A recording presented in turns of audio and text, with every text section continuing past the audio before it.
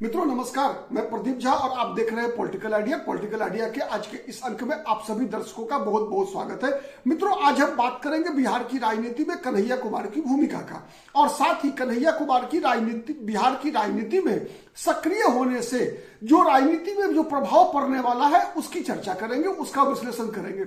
जैसा कि हम सभी लोग जानते हैं कि बिहार की राजनीति में लालू यादव का परिवार किसी भी कीमत पर कन्हैया कुमार को स्थापित होने की अनुमति नहीं देता। आपने देखा पिछले विगत लोकसभा चुनाव में 2024 के लोकसभा चुनाव में कांग्रेस पार्टी ने किस प्रकार से अंतिम क्षण तक यह प्रयास किया कि बेगूसराय में गिरिराज सिंह का मुकाबला एक बार पुनः कन्हैया कुमार कर सके, लेकिन लालू प्रसाद इस बात के लिए तैयार नहीं हुए कि बेगूसराय की सीट कांग्रेस पार्टी को दी जाए। उसी प्रकार से पूर्णिया की सीट के लिए भी लालू प्रसाद यादव अड़े रहे, अंतिम क्षणों तक अड़े रहे, क्योंकि वहां से कांग्रेस पार्टी ने तय किया था कि पप्पू यादव को चुनाव लड़ेगी। तो सबसे बड़ा सवाल क्या है कि आज का सवाल यह है कि क्या कन्हैया कुमार और साथ ही पप्पू यादव से लालू यादव का परिवार, लालू यादव, तेजस्वी यादव इतने डरे हुए क्यों हैं? आज का सवाल हमारा यही है। मित्रों हमने देखा है कि कन्हैया कुमार की बिहार की राजनीति में सक्रियता से जो कन्हैया कुमार की पहचान है, उस पहचान के कारण लालू परिवार डरा हुआ है। लालू परिवार को बार बार इस बात का एहसास हो रहा है और यह अनुमान है इन लोगों का कि कन्हैया कुमार अगर बिहार की राजनीति में सक्रिय हो गए तो फिर तेजस्वी यादव का क्या होगा? क्योंकि कन्हैया कुमार की जो राजनीति में पहचान बनी है, जिन कारणों से बनी है, जिन मुद्दों के आधार पर बनी है, और उनके पास कन्हैया कुमार की जो विशेष रूप से जो राजनीतिक क्षमता है, उस क्षमता के आगे कहीं भी तेजस्वी यादव नहीं टिकते। दो तीन आधार पर मैं इस बात की चर्चा आपको समझाने का प्रयास करता हूं। मित्रों सबसे पहला चीज है कि अगर हम एक नेता के लिए अगर वैचारिक कमिटमेंट, एक तरह से जिसे हम कहते हैं ना पॉलिटिकल कमिटमेंट के आधार पर तेजस्वी यादव और कन्हैया कुमार की तुलना करें, तो आपने देखा कि कई बार तेजस्वी यादव की पार्टी और तेजस्वी यादव या और लालू यादव का जो पॉलिटिकल कमिटमेंट है, जो स्टैंड है, वो लगातार बदलता रहा है। जैसे फॉर एग्जांपल मुसलमान उम्मीदवारों को टिकट देने के मामले में आप देखिए, विधानसभा का चुनाव हो, चाहे लोकसभा का चुनाव हो, चाहे वो 2020 का विधानसभा चुनाव हो, चाहे 2024 का लोकसभा चुनाव हो, चाहे वो 2019 का लोकसभा चुनाव हो, कांग्रेस पार्टी को जितनी सीटें लड़ने को मिली उसमें कांग्रेस पार्टी ने मुसलमानों को ज्यादा से ज्यादा प्रतिनिधित्व देने का प्रयास किया, एक। लेकिन राष्ट्रीय जनता दल वो काम नहीं कर सकी। दूसरा, कांग्रेस पार्टी ने जिन मुस्लिम उम्मीदवारों को टिकट दिया उनको जिता पाई, लेकिन राष्ट्रीय जनता दल ने जिन मुसलमान उम्मीदवारों को टिकट दिया उनकी जीत निश्चित नहीं कर पाई। और जीत क्यों नहीं हुई, उसका सबसे बड़ा एक कारण रहा कि राष्ट्रीय जनता दल के उम्मीदवार जो मुस्लिम उम्मीदवार थे, उदाहरण के लिए मैं बता रहा हूं, 2 लोकसभा सीट, एक अररिया और दूसरा मधुबनी का, इन दोनों सीटों पर बीजेपी के उम्मीदवार हिंदू समाज से थे और आरजेडी के उम्मीदवार मुसलमान थे। आप देखिए, चाहे वो अररिया हो चाहे वो मधुबनी हो, वहां के जो लालू यादव के जो MY के जो Y हैं, जो लालू यादव के सजातीय मतदाता हैं, उन लोगों ने बीजेपी को वोट दिया।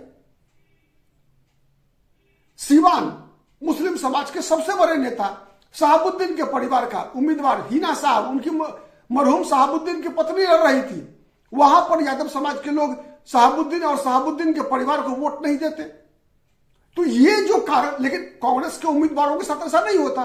कांग्रेस जहां लड़ाती है, चाहे किशनगंज लड़े, चाहे कटिहार लड़े, चाहे विधानसभा चुनाव में कई विधानसभा सीटें ऐसी हैं जहां पर कि कांग्रेस पार्टी चुनाव लड़ती है तो कांग्रेस पार्टी को थोक में वोट मिलता है, और कांग्रेस को केवल मुसलमानों का ही नहीं बल्कि कांग्रेस के जो वोटर्स हैं उनका भी वोट मिलता है। तो एक बात सबसे पहला चीज है कि डिफरेंस क्या है कि वोट का ट्रांसफर कराना और वोट को कंसिस्टेंट रखना, उसमें कांग्रेस पार्टी ज्यादा सफल हो रही है, नंबर 1। नंबर 2, मुस्लिम मतदाताओं के बीच जो लोकप्रियता है, इसी कारण से तेजस्वी यादव की तुलना में कन्हैया कुमार का ज्यादा बेहतर है।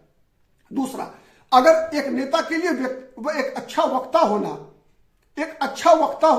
एक अतिरिक्त शर्त होती है। एक वक्ता के रूप में अगर आप तेजस्वी यादव और कन्हैया कुमार का मूल्यांकन करेंगे तो नरेंद्र मोदी पर हमला करने में कन्हैया कुमार तेजस्वी यादव पर 20 ही नहीं बल्कि 22 पड़ते हैं।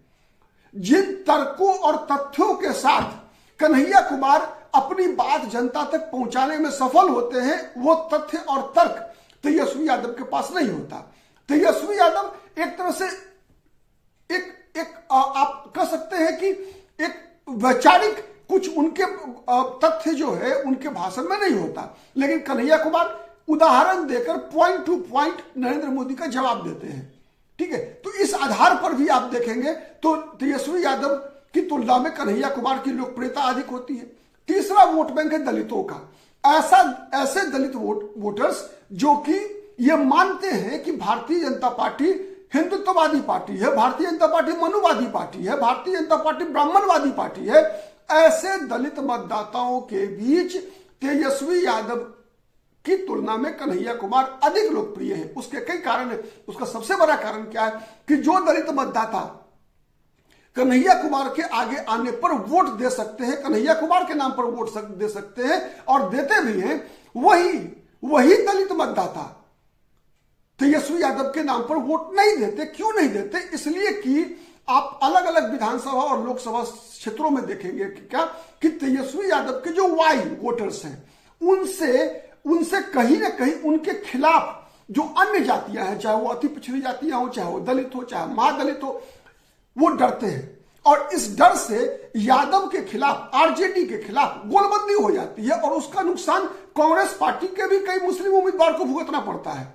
आरजेडी के मुस्लिम उम्मीदवार को तो भुगतना ही पड़ता है, साथ ही कांग्रेस के अन्य, केवल मुस्लिम ही नहीं बल्कि अन्य जाति के भी जो उम्मीदवार होते हैं उनको भी भुगतना पड़ता है। इसलिए कि यादव जो वोटर है आरजेडी के, उनके जो आक्रामकता है चुनाव के दौरान, जो जितने आक्रामक हो जाते हैं आरजेडी यादव मतदाता, उनके कारण जो अन्य जातियां हैं वो डरकर ऐसे उम्मीदवार को वोट डालती है जो आरजेडी को हराने में सक्षम हो। लेकिन कन्हैया कुमार के नाम पर ऐसा ध्रुवीकरण नहीं होने की संभावना है।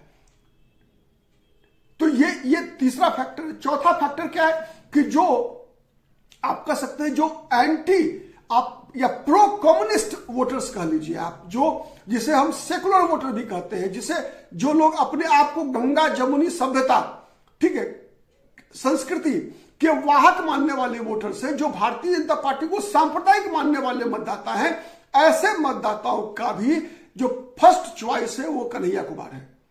ठीक है, तो इसी कारण से यही एक डर है लालू यादव और लालू यादव के परिवार को कि अगर बिहार की राजनीति में कन्हैया कुमार साथ ही पप्पू यादव अगर एक बार स्थापित हो गए, अगर एक बार स्थापित हो गए तो फिर तेजस्वी यादव का राजनीतिक भविष्य खत्म, राष्ट्रीय जनता दल का राजनीतिक भविष्य खत्म। और साथ ही एक और बात का खतरा इन लोगों को दिख रहा है कि अगर कन्हैया कुमार के आने के बाद जो राजनीतिक एक तरह से नैरेटिव तैयार होगा, उस राजनीतिक नैरेटिव में फायदा केवल दो ही दल को होगा, या तो कांग्रेस पार्टी को फायदा होगा या फिर बीजेपी को होगा। मतलब बिहार की राजनीति भी दो ध्रुवीय हो जाएगी, कांग्रेस वर्सेस भारतीय जनता पार्टी हो जाएगी। और फिर तीसरी शक्ति के लिए कोई स्पेस बचेगा ही नहीं। तो फिर राष्ट्रीय जनता दल करेगी क्या? राष्ट्रीय जनता दल की राजनीति खत्म हो जाएगी।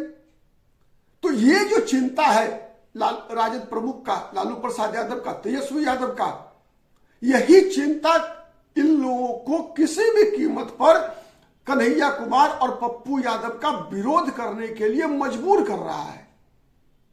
लेकिन लग रहा है ऐसा कि इस बार शायद राहुल गांधी ने यह तय कर लिया है कि बिहार में वो कांग्रेस के पैरों पे खड़ा करके रहेंगे।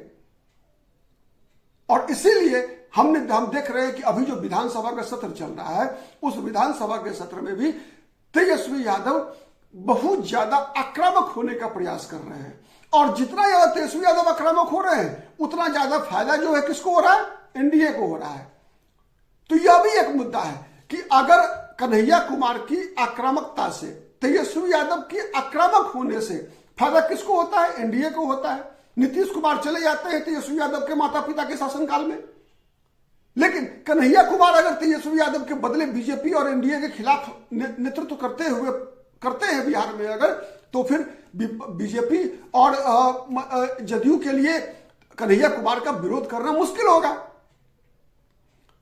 ठीक है, तो इसीलिए जो पर्टिकुलरली जो राजद परिवार है, राजद परिवार इसी बात से भयभीत है कि एक बार अगर कन्हैया कुमार बिहार की राजनीति में स्थापित हो गया, तब जो सेकुलर वोट से बिहार में, और एक और बात ध्यान देने की चीज है, बिहार उत्तर प्रदेश नहीं है, बिहार मध्य प्रदेश नहीं है। उत्तर प्रदेश, मध्य प्रदेश, राजस्थान, हिमाचल प्रदेश, दिल्ली जैसे राज्यों में जो वहां का जो सोशल डायनेमिक्स है वो बिहार की तुलना में अलग है। बिहार में आज तक जो है भारतीय जनता पार्टी अपने बलबूते पर खड़ा नहीं हो पाई। मतलब हिंदुत्व का जो वोट बैंक है, जो हिंदू वोट बैंक जिसे हम कहते हैं ना, वो तुलनात्मक रूप से उत्तर भारत के जितने भी अन्य राज्य हैं, चाहे उत्तर प्रदेश, मध्य प्रदेश, राजस्थान, हिमाचल प्रदेश, दिल्ली, हरियाणा, फिर पश्चिमी भारत में चले जाइए, गुजरात, महाराष्ट्र की तुलना में हिंदू वोट बैंक बिहार में कम है। इसके ऐतिहासिक कारण है, कई कारण है जिस कारण से ये इस प्रकार का सांप्रदायिक ध्रुवीकरण बिहार में कम होता रहा है। तो इसका फायदा जो है कांग्रेस पार्टी और कन्हैया कुमार को मिल सकता है। और एक बार जब बीजेपी के खिलाफ अगर कन्हैया कुमार स्थापित हो गए, तब तो फिर तेजस्वी यादव को ही कांग्रेस का पछलगू बनना पड़ेगा। आज कांग्रेस बिहार में राजद की पछलगू है। राजद जितनी सीटें देगी उसी सीट को मानना कांग्रेस की मजबूरी है। लेकिन अगर ऐसा कुछ हो गया, कन्हैया कुमार बिहार की राजनीति, पप्पू यादव मजबूत हो गए अगर, तब तो फिर कांग्रेस के लिए कोई चारा नहीं बचे, राजद के लिए कोई दूसरा चारा नहीं बचेगा। इसीलिए अंतिम क्षण तक लालू परिवार इस बात का प्रयास करेगा कि किसी भी प्रकार से कन्हैया कुमार बिहार की राजनीति में फिर एक बार स्थापित नहीं हो सके। लेकिन जो संकेत है, जिस प्रकार का संकेत राहुल गांधी ने भी दिया, जिस प्रकार का संकेत कांग्रेस के नए प्रभारी कृष्णा अल्लावरू ने भी दिया, वो संकेत तो स्पष्ट दिख रहा है और इसकी बौखलाहट तेजस्वी यादव पर भी स्पष्ट दिख रही है। ठीक है, बहुत बहुत धन्यवाद। जय हिंद, जय भारत। फिर हम किसी अन्य मुद्दे पर अपनी विश्लेषण लेकर आपके समक्ष आएंगे। तब तक के लिए बहुत बहुत धन्यवाद। नमस्कार।